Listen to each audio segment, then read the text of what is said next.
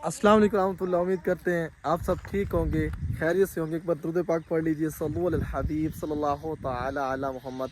जैसे कि आप सब लोगों को मालूम है कि गांव में, विलेज में वीट हार्वेस्टिंग का सीज़न जारी और सारी, बल्कि अब तो ख़त्म होने वाला है। और ये सारा साल का होता है, लोगों ने गंदम ख़रीदनी भी होती है, सेल भी करनी होती है, क्योंकि ये सारे साल के आटे दाने इकट्ठे करने होते हैं ताकि सारा साल इससे गुजर बसर हो। कुछ लोगों की अपनी होती है, वो वैसे रख लेते हैं, और जिनकी नहीं होती वो दूसरों से ले लेते हैं। और कुछ लोग होते हैं कि जो मतलब भाई ऐसे जाके शॉप से ले ली, हर मंथ ले ली ताज़ा, और वो यूज़ करते रहते हैं।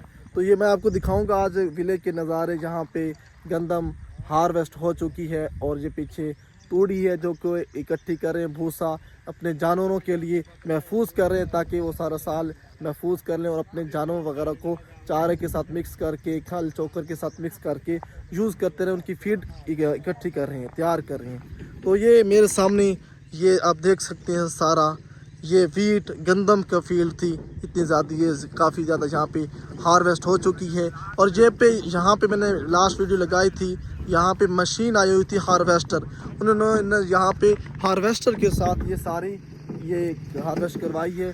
वैसे भी मैनुअली बंदा लेबर के साथ भी कटवाते हैं, दूसरी एक हार्वेस्टर छोटी मशीन होती है उससे भी कटवाते हैं, क्योंकि इस बार काफ़ी ज़्यादा बारिशें हुई हैं, तो बारिशों की वजह से छोटी हार्वेस्टर सही ये काट नहीं रही थी, जिसकी वजह से इस पर बड़ी हार्वेस्टर मशीन मंगवाई है, इस वहाँ से उन्होंने इसके साथ कटवाई। और इस पर जदीद मशीन थी जिसमें इसके ये गंदम के दानों के साथ साथ वो भूसा भी इकट्ठा करती थी। अब मेरे सामने ये बहुत बड़ी तूरी की ढेरी मौजूद है, इन्होंने वो हार्वेस्टर के साथ वो इकट्ठे करते थे, और जब वो उसकी मशीन टैंकी फिल हो जाती थी और वो वहाँ के ले आते थे और यहाँ पे इकट्ठा डाल देते थे।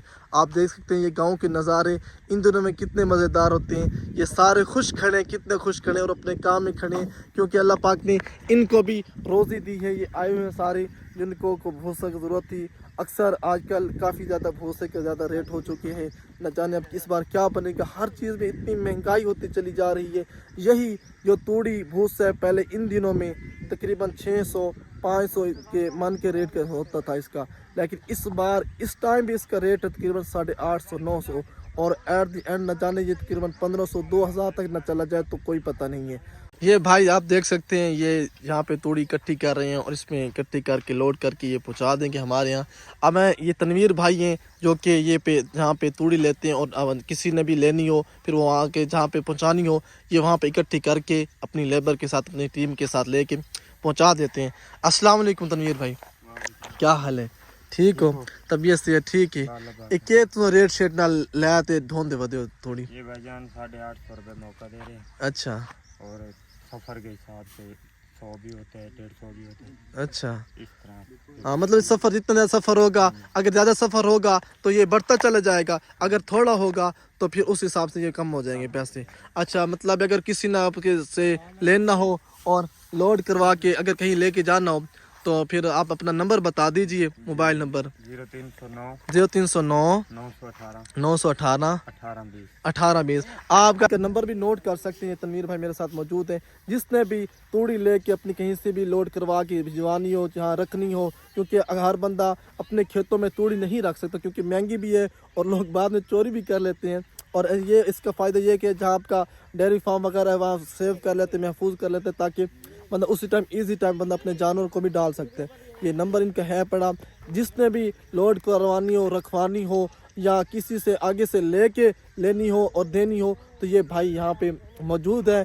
इनका ये लोडर रिक्शा वगैरह है पड़ा, ये आपको इनके साथ इनकी टीम है, ये आपको फैसिलिटेट करेंगे और मुनासिब रेट के साथ इंशाल्लाह ये आपको भूसा वगैरह आपका लोड करके आपको देंगे इंशाल्लाह अल करीम। सबसे बड़ी बात ये है कि नाशुक्री और बेबरकती बहुत ज़्यादा क्यों है, इसका सबसे बड़ा मसला ये भी है कि अब देख लीजिए, अगर इतनी ज़्यादा ये तूड़ी आप देख सकते हैं इतना ज़्यादा है, तो आप सोचिए कि गंदम कितनी ज़्यादा होगी।